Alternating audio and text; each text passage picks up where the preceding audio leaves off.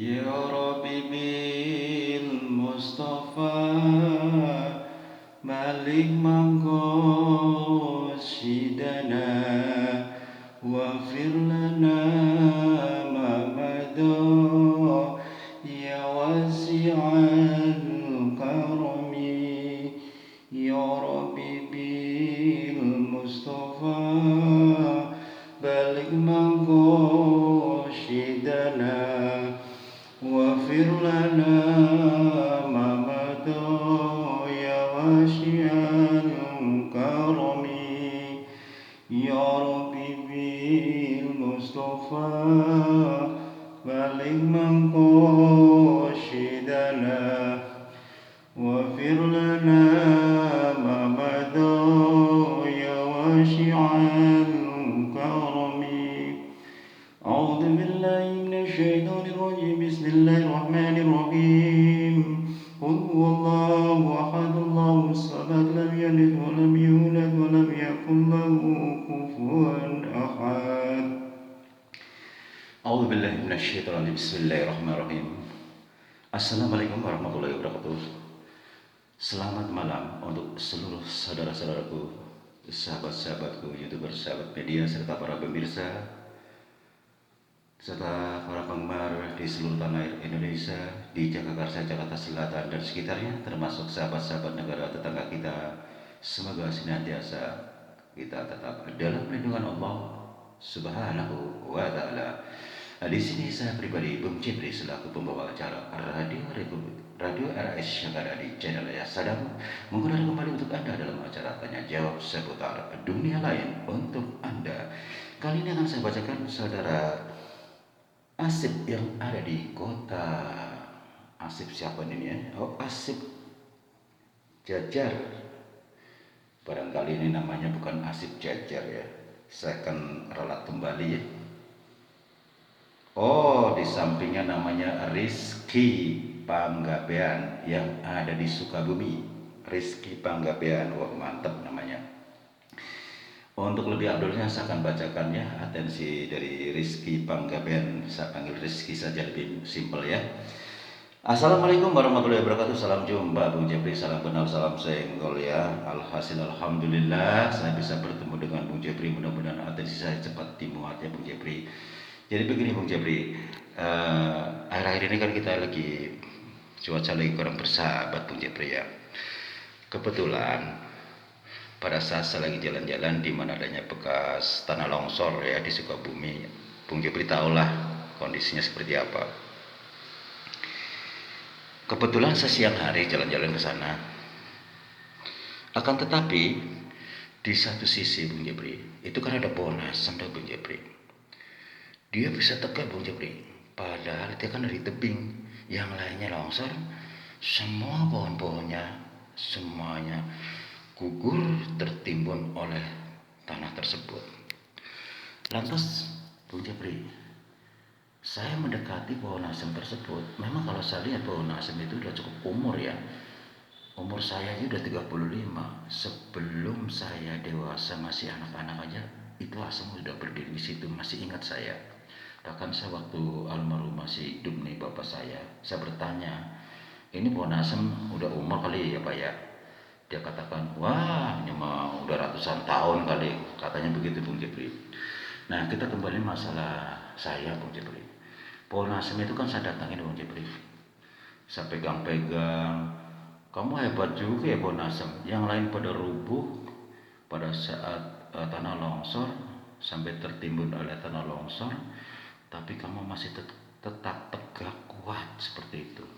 Tiba-tiba apa Bung Jepri, pada saat saya batin seperti itu, ada suara di pohon itu Bung Jepri. Manusia, memang betul usiaku sudah hampir 200 tahun. Ambillah ke samping kamu, di bawah tanah situ yang ada akar yang menjulang tinggi di permukaan tanah, itulah akarku, yaitu akar asem. Di situ ada sesuatu, ambillah. Di situ saya kaget Bung Jepri. Tapi saya melanjutkan apa kata suara itu. Ternyata Pak Bung Jepri, hanya sebuah kayu, kalau saya amati memang kayu asem. Kalau orang bilang gali asem ya, karena sudah cukup umur. Boleh dikatakan kalau saya sentil-sentil, wah besi aja kalah Bung Jepri, keras banget Bung Jepri. Kurang lebih panjangnya 30 cm dan diameternya barangkali selengan tangan saya gitu Bung Jepri. Disitulah saya bertanya, Assalamualaikum warahmatullahi wabarakatuh. Apakah Anda yang bicara pohon asam? Saya katakan demikian. Dia berkata kembali Bung Jepri, ya inilah saya yang ada di pohon asam. Dia katakan demikian Bung Jepri.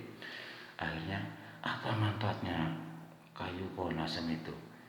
Itulah si kayu pohon asam yang saya namakan gali asam bertuah.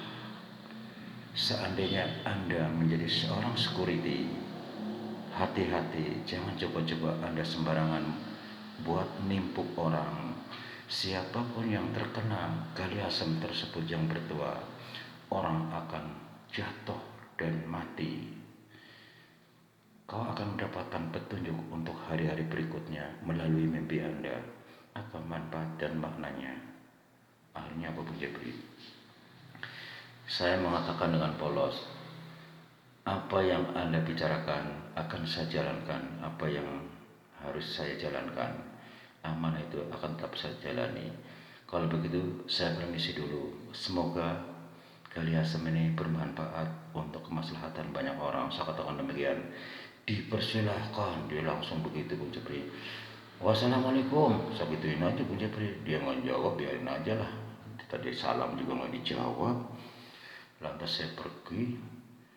Terus kayu gali asam itu saya simpan di tas. Saya pulang. Malamnya saya mimpi Bung Jepri. Anak muda, itulah yang dinamakan si gali asam bertuah. Nah, saya bingung. Apa sih maksudnya dan apa maknanya ya? Pas hari berikutnya saya dapat petunjuk lagi Bung Jepri. Bahwasanya kalau saya ingin mengobati orang, gali asam itu kan memang sebelumnya suruh disimpan di tempat yang bersih dan kasih selongsong lah ya, biar dia tetap bersih. Suruh direndam di air bersih atau air matang. Nanti air rendaman itu kurang lebih 5 menit. Si gali asam bertuah itu diangkat, nanti airnya suruh diminumkan orang yang sakit. Ternyata Bung Jepri, setelah amalan itu saya jalanin, alhasil alhamdulillah Bung Jepri, orang yang penyakit batuk berat, orang yang kena lumpuh bisa jalan, yang batuk juga bisa berhenti saat itu juga setelah minum air rendaman gali asam bertuah tersebut. Termasuk saya beberapa kali mengobati orang sakit mata, itu airnya tetesnya aja, cuma beberapa tetes, dia langsung berubah. Katanya mata saya terang, enak katanya, tadinya sakit sekarang udah enak dan lebih jelas kata gitu. Terus saya mencoba, ada pernah tetangga yang kena sakit mata tiba-tiba buta Bung Jepri, padahal nggak ada apa-apa. Saya tetesin itu Bung Jepri, niat karena Allah.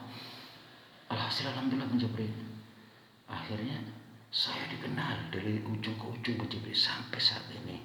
Mohon pencerahan dan solusi dari Bung Jepri. Yang saya tanyakan adalah, siapakah orang yang memberikan tanpa ujub itu Bung Jepri? Dan apakah saya menyalahi hukum secara Islami? Mohon pencerahannya dan solusinya Bung Jepri ya. Wassalam. Waalaikumsalam warahmatullahi wabarakatuh. Saudara Rizky Panggabean apa ya, tapi saya sebutkan nama Rizky aja biar simpel ya. Semoga Anda bersama keluarga tetap dalam lindungan Allah Subhanahu wa taala. Di sini saya pribadi juga akan memberikan pencerahan untuk meluruskan apa yang Anda rasakan yang baru saja saya bacakan atas Anda. Kembali lagi kepada saudara Rizky, bahwasanya ini bukan sesuatu gaib. Ya memang suatu gaib, namun Allah Subhanahu wa taala, Allah memberikan rezeki bermacam cara, terutama melalui suatu benda kayu asam. Kebetulan di situ adalah ada pohon asam. Memang secara alami kayu asem yang sudah gali-gali itu katakanlah sudah umur ya, dia dalamnya kan berbeda, berwarna kecoklat-coklatan hitam, dia kuat keras, makanya dikatakan gali asem. Itu biasanya sebelumnya tuh dulu sering banyak orang buat melakukan sebagai alat, sebagai seorang security ya, dia selalu buat tameng ya, buat pengaman diri apabila ada sesuatu yang ya katakanlah masalah keamanan seperti itu, buat pentungan lah kalau orang bilang. Bisa saja memang itu bagus buat media ya, kalau kita disyariatkan kan lebih bagus, tapi akan membahayakan buat orang lain kalau kita tidak paham penggunaannya. Yang tadi Anda katakan, kalau menyalahgunakan menimpuk seseorang, orang bisa mati, bisa jadi. Jadi kembali lagi pada saya Rizky, saya akan memberikan pencerahan kepada Anda dan mengartikan apa yang Anda dapatkan. Pertama, kayu galasium tersebut, apalagi bertuah ya, coba Anda nanti baca surat Al-Fatihah 10.013 ya. Anda amalkan pas tengah malam sambil nunggu 3/4 malam salat tahajud. Yang pertama, salat tabatan nasuha dan salat hajat, salat witir baru 3/4 malam. Sembari nunggu 3/4 malam, Anda zikirkan surat Al-Fatihah, karena ini kan banyak. Kalau bisa lebih awal lebih bagus. Misalnya habis isya ya. Nanti kira-kira Anda ingin istirahat, cukup melanjutkan salat taubatan nasuha ya. Kalau salat taubatan nasuha dengan salat hajat itu habis isya juga nggak apa-apa. Setelah itu Anda zikir surat Al-Fatihah 10.013 ya. Dan yang kedua, surat Al-Kahfi ayat 107 sampai ayat 110. Kenapa saya selalu memberikan masukan itu? Karena ini adalah ilmu pamungkas, karena berhubungan dengan yang gaib. Pada akhirnya Anda menjadi seorang ahli spiritual yang handal, yang profesional, karena kita tidak lepas dari menghadapi hal-hal gaib seperti bangsa jin, orang kesurupan, kan seperti itu. Nanti Anda siapkan minyak saffron, Anda tipkan ke minyak saffron kepada tanah, termasuk kayu galiasem atau kayu galiasem bertuah tersebut, Anda tipkan juga 3 kali. Dan nanti minyak saffron itu gunanya setiap seminggu sekali, Anda setiap malam Jumat kan Anda tawasul nih, Anda tipkan 3 kali juga ke minyak saffron. Nanti dioleskan sedikit di kayu galiasem tadi yang bertuah. Niat karena Allah, ini hanya semata-mata karena Allah sebagai perantara gitu aja ya. Nanti pada saat Anda prakteknya, tidak harus merendam kayu galiasem tersebut untuk mengobati orang. Cukup Anda mengambil sedikit, taruh di ujung jari Anda ya, jari telunjuk Anda yang kanan. Pada saat kita sholat kan ya, menunjukkan begini, berarti menunjukkan bahwa Allah yang esa, seperti itu. Anda cukup tempelkan di jidat orang yang kesurupan atau orang sakit. La haula wala quwwata illa billahil aliyyil azim. Sebelumnya Anda baca surat Fatihah sampai An-Nas masing-masing 9 kali, ayat kursi 1 kali, dan dibaca 1 kali surat Al-Kahfi ayat 107 sampai ayat 110. Lantas Anda tipkan ke ujung jari tangan kanan Anda yang sudah terdapat minyak saffron, Anda tipkan 3 kali. La haula wala quwwata illa billahil aliyyil azim. Ya Allah, misalnya orang kesurupannya, angkat penyakit si A. Kalau memang ada makhluk yang mengganggu dirinya, keluarkan dari tubuhnya, kembalikan, normalkan kembali si A, misalnya gitu ya. Lantas Anda tempelkan, sambil nempel langsung tarik. La haula wala quwwata illa billahil aliyyil azim. Misalnya tempel nih, set. La haula wala quwwata illa billahil aliyyil azim. Seperti itu ya. Insya Allah dia akan kaget, dia akan siuman. Demikianlah saudara Rizky yang ada di Sukabumi. Mudah-mudahan Anda puas atas pencerahan dan solusi dari saya. Apabila Anda ingin bertanya-tanya kembali, kurang puas adanya pencerahan dari saya, dipersilakan Anda menghubungi saya melalui radio RS yang ada di channel Asadam, atau langsung, karena Sukabumi tidak jauh dari Jakarta ya. Saya senang sekali siapapun yang terkait hubungan dengan channel Asadam, saya akan membantu apapun jenisnya ya. Saya menambahkan sedikit untuk saudara Rizky. tetap istiqomah tawadu di hadapan Allah ya. Insya Allah Anda orang yang beruntung dapat bisa menolong sesama yang membutuhkan. Benda itu semata-mata sebagai perantara, bukan suatu benda, tapi kepada Allah yang esa. Kita tetap tawadu istiqomah pada yang esa ya. Demikianlah saudara pendengar yang berbahagia di seluruh tanah air Indonesia, di Jakarta, Jakarta Selatan dan sekitarnya, termasuk sahabat-sahabat YouTuber, sahabat media, sahabat para pemirsa dan negara-negara tetangga kita. Semoga senantiasa kita tetap dalam lindungan Allah Subhanahu wa taala. Karena waktu juga kami harus turun dari udara. Insya Allah kita jumpa lagi besok di waktu yang sama dengan acara sama, dengan tanya jawab seputar dunia lain untuk Anda. Apabila ada salah-salah kata baik sengaja tanpa sengaja, saya mohon maaf. Wassalamualaikum warahmatullahi wabarakatuh. Ihdinas siratal mustaqim.